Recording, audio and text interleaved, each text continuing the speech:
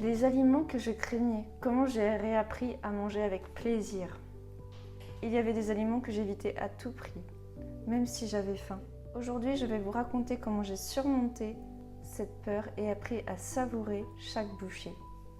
Cette vidéo va explorer la peur des aliments, un symptôme méconnu des troubles du comportement alimentaire. Comment vous et d'autres allez surmonter cette peur de redécouvrir le plaisir de manger.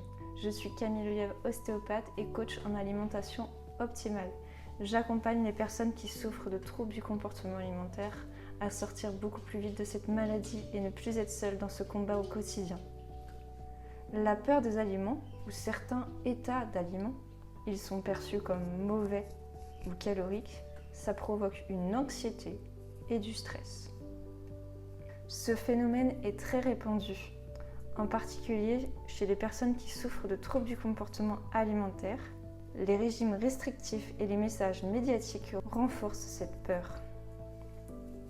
Pour ma part, j'avais peur des aliments transformés, des pesticides, de tout ce qui pouvait être mauvais pour ma santé qui aurait pu m'empoisonner, me souiller. Et cela revenait de quelque chose de bien plus profond. Par exemple, un plat cuisiné comme une quiche lorraine, plus c'était modifié avec de l'huile, des vinaigrettes, ou alors quelque chose de cuisiné au beurre, ou vraiment un plat, ça peut être même un plat typique, mais vraiment dès que c'était cuisiné, en fait, le temps que je ne pouvais pas contrôler ce qu'il y avait dedans, j'avais l'impression que j'étais en insécurité, que je pouvais être empoisonnée. Donc je ne pouvais pas acheter d'aliments industriels parce que je ne pouvais pas maîtriser la préparation, les ingrédients qu'il y avait dedans. Je n'avais pas confiance du tout. Même le pain, puisque c'est un aliment préparé. En fait, cette peur des aliments me contrôlait. Et en fait, je n'avais pas de stratégie pour reprendre cette confiance en l'alimentation. C'est venu à moi naturellement. J'ai démystifié les aliments effrayants en reprenant contact avec la nature. Le fait d'avoir rencontré mon conjoint qui est agriculteur, on prépare nous-mêmes tous les aliments de la ferme et je n'ai pas peur de manger que ce soit des légumes, des produits animaux, des produits laitiers, du moment que ça vienne de la ferme. Et même si on le fait transformer, comme le saucisson. Pour moi, le saucisson, j'en avais vraiment très peur. Et maintenant que comme on le fait nous-mêmes, je n'ai plus aucune peur. Et que ce soit du gras, que ce soit les protéines, les glucides ou les lipides, je les mange en bonne quantité. Pareil pour les fruits.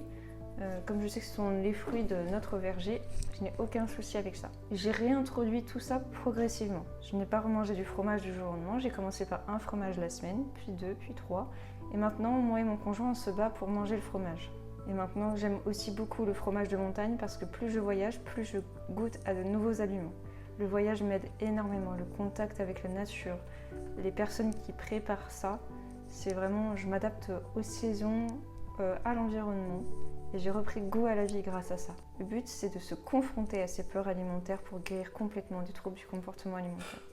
Si vous allez dans un autre pays, qu'on vous offre la nourriture locale, acceptez-la comme un don de Dieu. Et je vous encourage aussi à identifier vos aliments tabous. Je vous envisage à les réintroduire progressivement à l'aide d'un professionnel, quelqu'un qui est passé par là.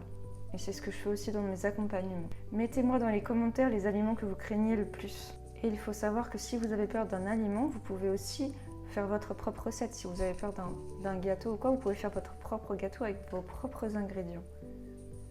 Et déjà, ça vous permet de reprendre confiance petit à petit avant d'accepter quelque chose qui est préparé par quelqu'un d'autre. Parce que là, c'est recevoir dans son corps quelque chose de quelqu'un d'autre.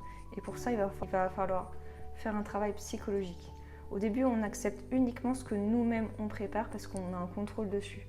Mais quand il s'agit d'accepter une nourriture préparée par quelqu'un d'autre, dont on ne connaît rien, il faut vraiment avoir confiance et être en sécurité. Et ça, c'est pas une question alimentaire, c'est une question de psychologie, de sécurité intérieure que je propose dans mon accompagnement.